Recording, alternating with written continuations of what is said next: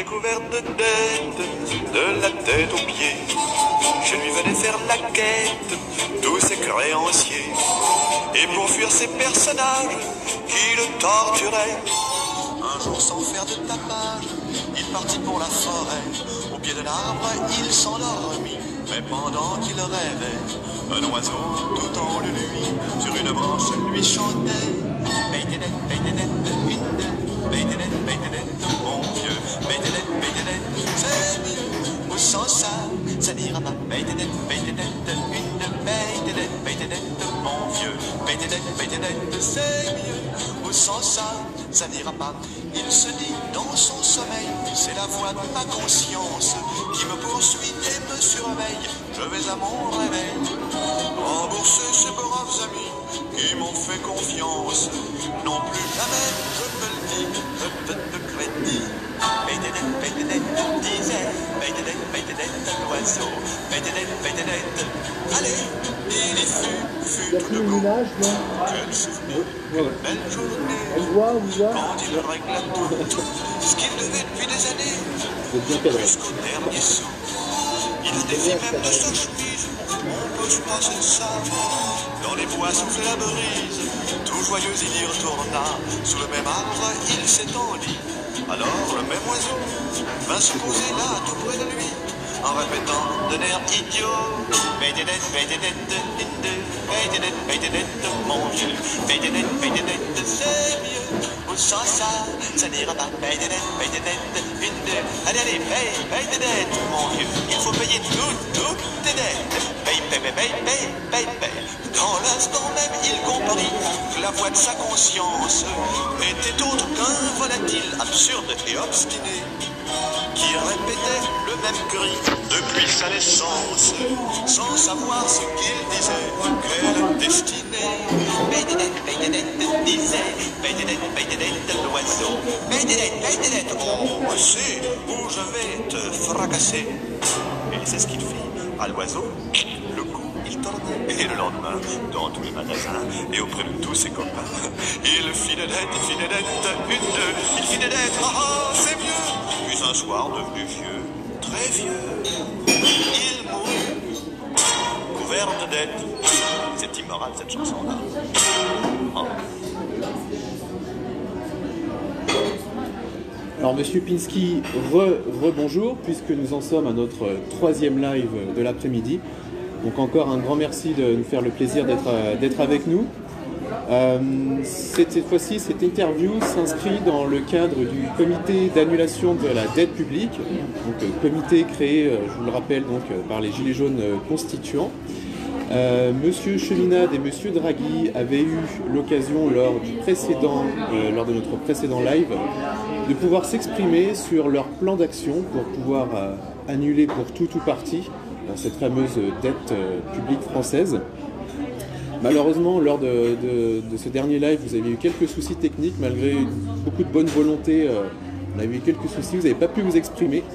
Donc maintenant, vous avez votre propre tribune.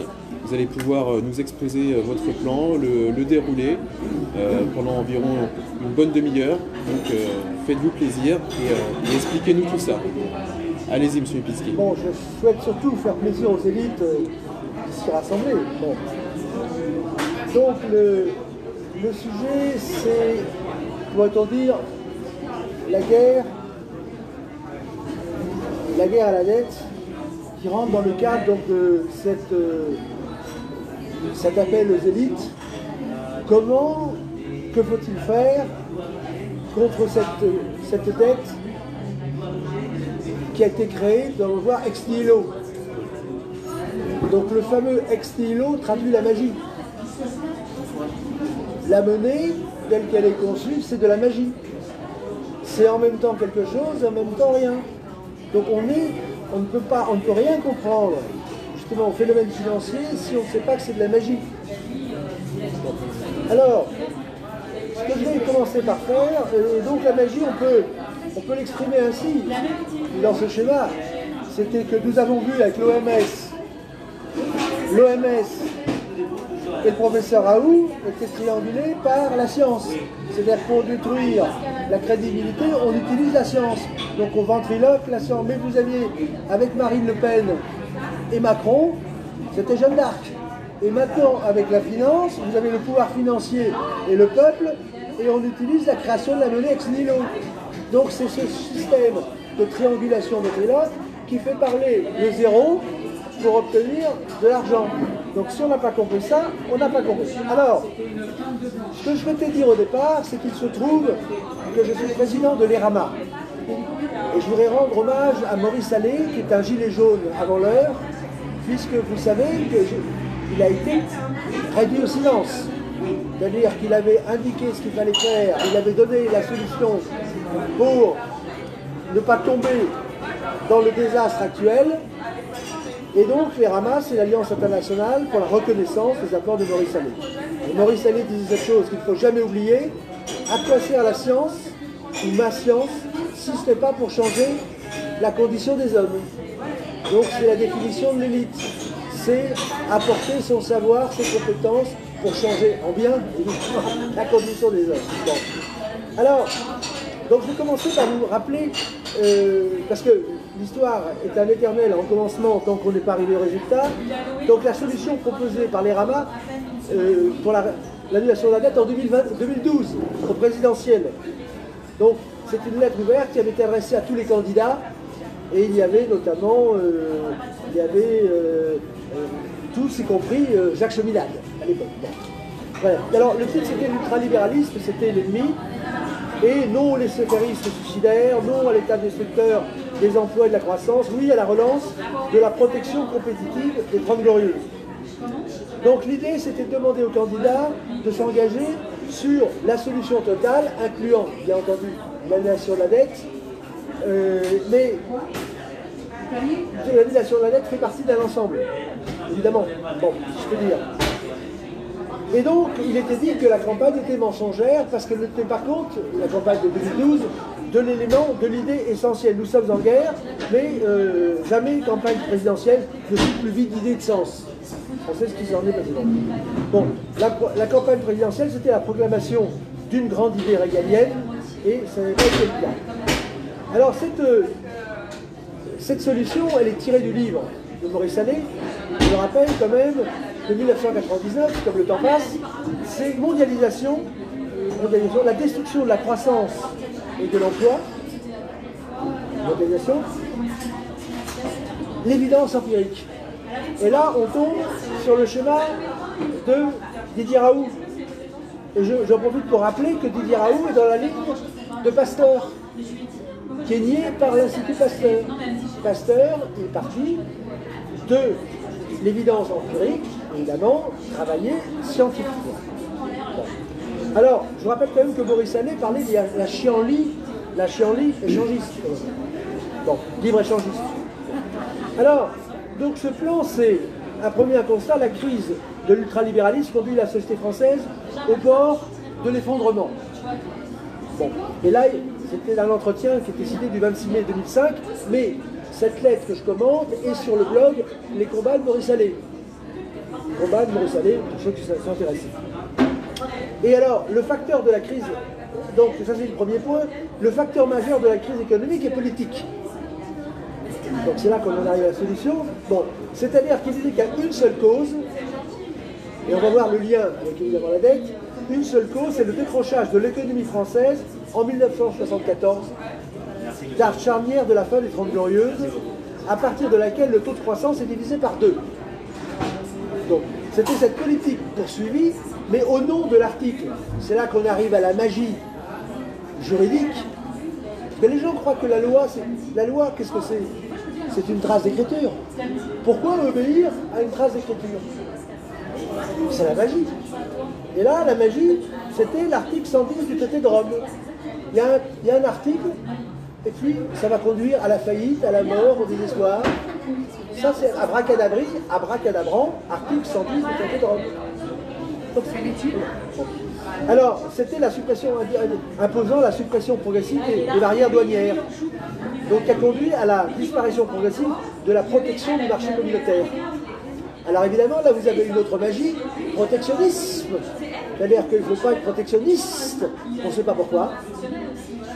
Mais il y a le mot comme ça. Alors qu'on oublie que c'est comme le cholestérol. Les États qui veulent devenir puissants sont protectionnistes. L'Angleterre a été protectionniste, c'est comme l'armée.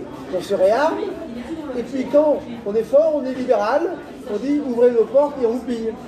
Donc ça marche dans les deux sens, donc il faut être intelligent. C'est l'idée.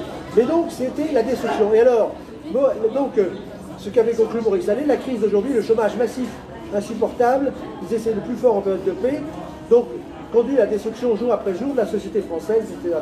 Et il avait bien indiqué, calculé, c'était à partir de 74. Mais vous allez voir que 74, c'est pas rien. C'est que, donc, la lettre indiquée, 74, avant 74, 73. Nous allons y arriver par rapport à la dette. Parce que tout ça, évidemment, c'est le grand banditisme en bande organisée. Il y a une petite loi par-ci, une décision par-là, etc. Et après, on vous fait les poches. Mais évidemment, la magie, c'est de comprendre qu'il faut relier tous ces éléments. Pour comprendre la logique. Parce que chaque fois, on vous présente ça comme une nécessité. Oui. Ah, gronder les barrières, c'est mauvais, il faut que les étudiants puissent partir. Ah bon, ouvrons les barrières. Et on a ouvert les barrières pour les étudiants, et puis c'est le chômage qui a été apporté. Vous voyez ? Parce que la logique, on la comprend maintenant. Disons, le mondialisme, c'est exporter son savoir-faire pour importer du chômage. Et avec une balance commerciale déficitaire. Dit comme ça, c'est tellement bête qu'on se demande comment un peuple intelligent a pu l'accepter. Mais c'est comme ça.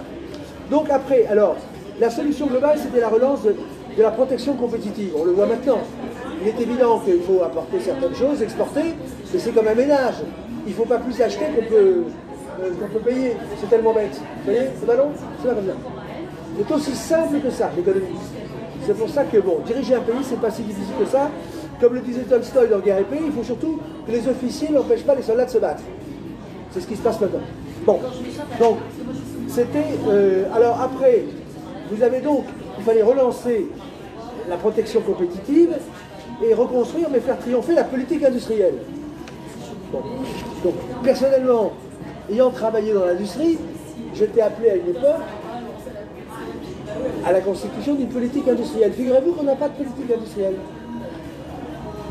C'est comme la case traitement, il n'y a pas de traitement médical, mais il n'y a pas de politique industrielle. C'est on a oublié. Le grand chef a oublié. Pas de politique industrielle. La case est vide. Vraiment. Donc voilà, nous sommes dans un monde de fous. Donc il faut que ça change. Il faut une politique industrielle. Bon, alors, on en arrive maintenant aux actes de déclinaison de la solution. Donc il faut être compétitif, comme les Chinois, comme tout le monde. Donc, compétitif, bon. Mais si on veut être gentil avec les autres, on équilibre. Mais on ne laisse pas tout rentrer, on est quand même plus capable de faire les masques. Et ça, c'est le grand chef. Et la magie, c'est de nous faire croire qu'il est intelligent, alors que ce qu'on fait est pire que stupide. C'est homicide, meurtrier et prédateur. Et bien ça, on ne voit pas. C'est ça les chaînes continues. Le téléchargement. Alors, ensuite, donc, ce qui était proposé comme solution, c'est l'annulation différenciée de la dette publique, qui était considérée comme gigantesque, basée sur le principe de séparation de la dette réelle due et de la dette jeu d'écriture non due. Donc de la dette réelle et de la dette magique. La magie, c'est de vous faire croire que vous devez ce que vous ne devez pas. C'est de vous faire croire qu'un président est élu alors qu'il n'a pas été élu. C'est de vous faire croire qu'il fallait se confiner alors qu'il ne fallait pas se confiner. C'est de faire croire qu'il n'y a pas de traitement alors qu'il y en a un. Et puis de dire merci après. Ça, c'est la cerise sur le gâteau. Merci, merci. Parce que la guerre, vous allez voir qu'il l'a gagnée. Ah oui, oui. Le conseil scientifique, il a Le 14 juillet, ça va être annoncé la fin de la guerre. On ne peut pas imaginer, comme vous le disiez, plus c'est gros, mieux ça passe. Sauf quand on s'étrangle. Enfin, ça c'est comme ça. Alors, donc premièrement, et c'est là la magie, annuler l'article 25 de la loi 73-7 du 3 janvier 73. Donc, si vous voulez, ça commence à aller mal à partir de 1914. Bruce Allais l'a montré. Division par 2 de la croissance, c'est la magie. Vous changez un petit truc, les gens ne peuvent pas comprendre parce que le commun des mortels travaille. Vous plantez des choux, vous prenez des choux, c'est physique. Je ne peux pas penser qu'il y a quelqu'un qui va dire je change magique, un chiffre, tout. Et puis il y a des gens qui meurent, ou... C'est ça la magie, voir. Ex-nihilo. Donc, annuler l'article. Donc, cet article, comment se fait-il que cet article... Alors, qu'est-ce qu'il dit, cet article magique? Cause essentielle de la dette de la France qui a interdit à la Banque de France de faire crédit à l'État à 0%. Donc, imaginez l'intelligence collective. C'est-à-dire que vous aviez un moyen pour l'État d'avoir un crédit à 0%, et tout à coup, il y a un génie qui dit non, c'est trop simple. Il va falloir qu'on paye des intérêts.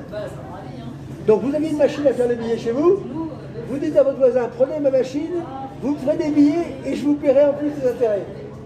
Magnifique. C'est ça la magie. C'est la bêtise organisée et... mais c'est tellement bête qu'on n'y croit pas. Voilà. Donc ça a condamné la France à l'emprunt en banque privée, à des taux d'intérêt ruineux, comme le montre le tableau comparatif.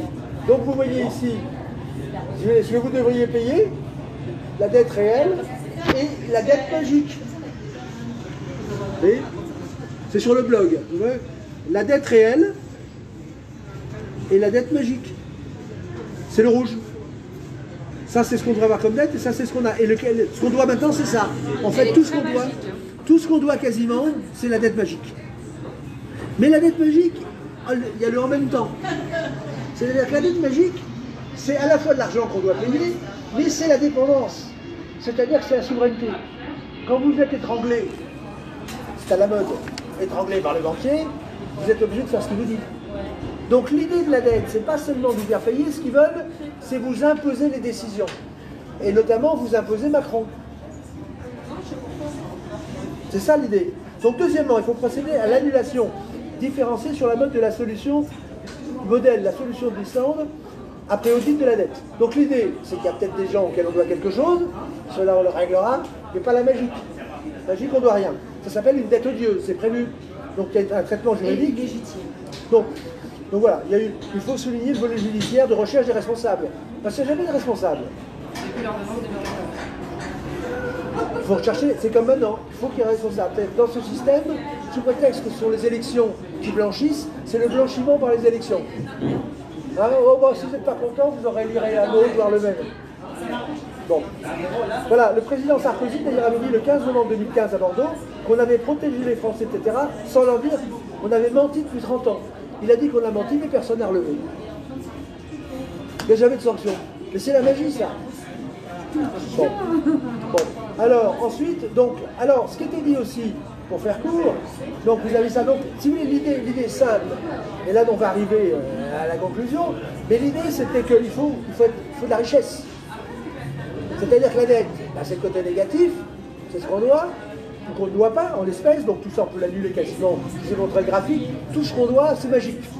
Donc, le magicien, dehors. Bon. Mais il reste aussi qu'il faut s'enrichir. Et donc ça c'était la protection compétitive, intelligente, et à l'époque, comme maintenant pour le traitement du coronavirus, le traitement d'hydroxychloroquine, tous les Français sont d'accord, sauf le gouvernement soi-disant démocratique, c'est incroyable. Ils parlent au nom de la nation et pensent l'inverse. On est fous, c'est fou. Et bien là, c'était le protectionniste, les Français étaient protectionnistes, mais aucun des candidats ne l'était quasiment. Enfin, il y en avait quand même un ou deux, et donc, c'était l'idée. Alors, le sondage IFOP de 2011, donc plébiscité Maurice Allais en quelque sorte, les Rama, à 82%. Et là, les Gilets jaunes plébiscitent le traitement du procès Raoult à 80%, comme par hasard. Donc on voit qu'il s'agit de faire triompher la majorité, la volonté générale. Donc le système est fait pour empêcher la volonté générale de s'exprimer. On la connaît, la volonté en général. Bon, c'est quand même assez incroyable. Donc, M. Maurice Allais considérait que l'aveuglement de nos dirigeants politiques, de droite comme de gauche, ce sont les mêmes, depuis 1970, est entièrement responsable de la situation. Voilà, on en est là. Bon. Donc, à l'unique question, donc l'idée, c'était que le problème, il est régalien. C'est-à-dire que l'annulation de la dette, si vous avez fait la pyramide, on peut la représenter par une pyramide. C'est que vous avez, évidemment, vous avez financière. La solution financière, on ne pourra jamais payer. On ne pourra jamais payer. Alors, on peut penser que la dette, on ne peut pas la rembourser. Donc elle serait juridique. C'est la dette odieuse. Mais on ne va pas pouvoir faire appliquer la décision juridique. Donc il faut une politique au-dessus. Mais les politiques, ils sont tous d'accord, ils ne vont pas le faire. Donc il faut monter, si vous voulez, au dossier magique. On passe dans le côté magique maintenant. Mais le côté magique, c'est qu'il est verrouillé par la psychologie, c'est que les gens ne comprennent pas que c'est magique tout ça. Donc ils croient qu'ils doivent. On nous maintient assujettis, nous devons. Donc on n'a plus de liberté mentale, et à ce moment-là, c'est qu'on a bien un système de verrouillage magique qu'il faut déverrouiller. On en revient toujours à la magie pour reprendre le pouvoir. À ce moment-là, vous débarrassez de tous ceux qui sont nocifs, de la dette, des faux dirigeants, de l'imposture, du système d'oppression, et on se retrouve enfin entre nous. Moi j'avais un slogan qui plaisait, aujourd'hui on se débarrasse, je veux dire, de la droite, après on se débarrasse de la gauche, et après on se retrouve entre nous. Parce que ce système, là, enfin Macron a quand même dit une chose exacte, c'est que la droite et gauche, ça ne sert qu'à diviser. Donc, j'allais dire pour conclure, donc la magie, tout remonte, si vous voulez, à cette décision qui a été prise, qui a empêché l'État, finalement, de s'endetter à 0% en quelque sorte. Mais vous savez que la dette, on dépasse 2300 milliards, maintenant ça a éclaté, vous avez aussi l'épargne des Français. C'est à peu près 5000 milliards, c'est bien plus. Comment se fait-il qu'au lieu d'avoir les fonds de pension américains qui nous pillent, on n'ait pas un système honnête et rétributif, plutôt que d'avoir un livret A qui ne rapporte rien, pour que l'épargne des Français soit vraiment garantie et rapporte raisonnablement. Donc on voit très bien qu'on a un gouvernement qui ne veut surtout pas que les Français s'enrichissent, épargnent. On est dans un système des fraudeurs, il est menteur, il est voleur et les tueurs. C'est les 3 heures. Les 3 heures moins le quart. Donc, mais l'idée toujours derrière, c'est que c'est cette idée magique. C'est-à-dire qu'on ne comprend rien, ni à la finance, ni à la santé, ni à la politique, si on ne comprend pas que nous sommes soumis à une magie criminelle qui fait qu'on ne sait jamais quelle est la vérité, c'est le méandre. On ne sait jamais comment fonctionne la politique. On a la finance, personne n'y comprend rien. On nous fait tout dans les poches, on est pillé, ruiné et détruit. Il est étonnant que la France tienne encore d'ailleurs. Parce que tout le monde est maître chez nous. Donc maintenant, l'idée, c'est que la seule façon de sortir de la dette, comme du coronavirus et compagnie, c'est de comprendre, de devenir, d'avoir une élite exorciste en magie. Il faut que l'élite qui nous écoute comprenne qu'on les prend pour des cons. Mais que les cons, c'est pas que comme des cons. C'est-à-dire qu'on leur ment, on les pille et on les tue. Donc les Français ne doivent plus vouloir être pris que pour des cons et pour les comptes du cons. Et pour ça, il faut qu'ils deviennent des élites en magie et qui demandent des comptes. Mettre en lumière ceux qui veulent rester dans Voilà la conclusion. Et je dirais en conclusion, vive l'annulation de la dette, vive le déconfinement moral, intellectuel et politique, vive la reconquête de la magie, la bonne, et de la finance, vive la haute autorité des élites. C'est-à-dire qu'il faut que les élites reprennent le pouvoir dans tous les domaines. Que ce soit les meilleurs, ceux qui sont reconnus comme les meilleurs. J'allais dire, abat les fausses élections, et la vraie reconnaissance de ceux qui ont une valeur ajoutée, et non pas ceux qui sont, une fois qu'ils sont représentants, disent je suis votre représentant, donc j'ai le droit de vous faire payer. C'est bien ça l'idée. Donc, vive, abat la magie financière de ruine, je dirais la magie financière, politique, sanitaire et compagnie, et donc vive la France, vive les élites, vive vous, et vive la victoire en 2022. Merci. Voilà, je vous remercie en tout cas, et il n'y a plus qu'à. Au boulot. Au boulot. Monter des équipes. Parce que les glands, quand c'est planté, ça donne Voilà, des ça a duré branches. combien de temps ?